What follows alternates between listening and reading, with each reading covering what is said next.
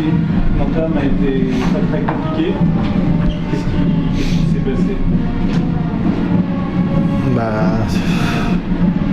Ce qui s'est passé, c'est qu'on s'est pas mis dans le niveau d'intensité tout de suite qu'il fallait par rapport à l'opposition du Portel.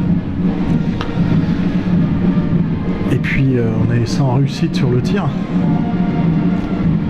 d'entrée. Pas que sur le tir extérieur. Je prends la première situation de Ryan Evans qui va au lay-up tout seul. Quand vous commencez à rater ça pour vous mettre dans le truc, c'est le gars sait qu'il doit marquer, il marque pas. Il prend son premier tir, il rate. Todd il prend son premier, il rate. Ryan il rate l'impossible. Donc on s'est tout de suite mis dans la tête des choses qui n'étaient pas forcément qui allaient apporter de la confiance. Donc on a subi tout de suite. C'est ce qui nous met un peu en dehors du truc parce qu'on a la réaction qu'il faut. On a la réaction qu'il faut, mais on nous aura toujours à un moment donné, dès qu'on était proche, il a manqué le panier qu'il fallait, et jusqu'à à 3 points, là, qu'à un moment où on revient, je ne sais plus dire exactement, mais on fait un spécial pour Ilian, il est tout seul, c'est pour revenir à égalité. On est à -3, et puis eux de l'autre côté mettent le tir à 3 points, puis il y en a encore un autre, on le met pas, eux le mettent. Et une troisième situation, on ne le met pas, ils mettent aussi. C'est-à-dire que 3 fois, on a les tirs pour marquer, au final c'est eux. Donc ça fait 9, mais 9 d'un côté, ça fait 18 au total, entre plus 9, moins 9. Je pense que c'est ce qui nous manque, la réussite, pour à un moment donné espérer. Et on sait qu'on... Voilà, après...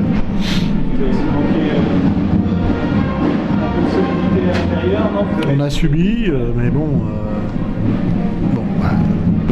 Le problème, c'est que la préparation, vous la connaissez, la préparation, donc pas de préparation, limitée à sa plus simple expression, mais une préparation aussi avec des garçons qui n'ont pas joué pendant plus d'une semaine, et on l'a bien vu, Jerry, ce soir, il a souffert. Il n'était pas dans le rythme, mais un pivot qui arrête une semaine, c'est pas un meneur de jeu qui arrête une semaine, quoi. C'est plus difficile. David a eu plus de possibilités à revenir rapidement dans la compétition, alors pour Jerry ça a été très très dur, quoi. Mais bon, voilà, c'est la préparation, c'est celle-là, et puis jusqu'au match. Défensivement, Maras et Dimov aussi ont souffert. Est-ce que ça t'inquiète un peu votre rendement intérieur? Non, parce que non, mais de toute façon j'ai bien dit on verra après 4-5 journées, une fois que cette équipe aura été on aura commencé à travailler ensemble, parce que je vous rappelle, on n'a pas fait, hormis l'espace d'un match à la Baule contre Chalon, on n'a encore jamais eu l'équipe. Donc et puis jusqu'à la mauvaise nouvelle du jour, bien évidemment, Joe, après les 8 heures de bus, avait mal au dos hier soir. Et là, il a très très mal dormi toute la nuit, et ce matin, il était complètement bloqué. Voilà, et malgré tous les efforts qui ont été faits, ce soir, il était en incapacité de jouer. Donc on l'a appris le jour même. Donc c'est évident que ça rajoute encore. Voilà, donc j'ai pas envie de tirer trop vite des enseignements après. Qui plus est, quand vous jouez le Portel, qui est une équipe un petit peu atypique par rapport à ce qu'elle propose, ce qui est très différent de la majeure partie des autres équipes de la Pro A. Donc on va s'opposer déjà à Toulon, à Villeurbanne, à Dijon, pour voir un petit peu, voilà. Mais j'espère surtout qu'on va enfin être avec notre équipe là, parce que c'est un peu frustrant pour nous depuis le début là.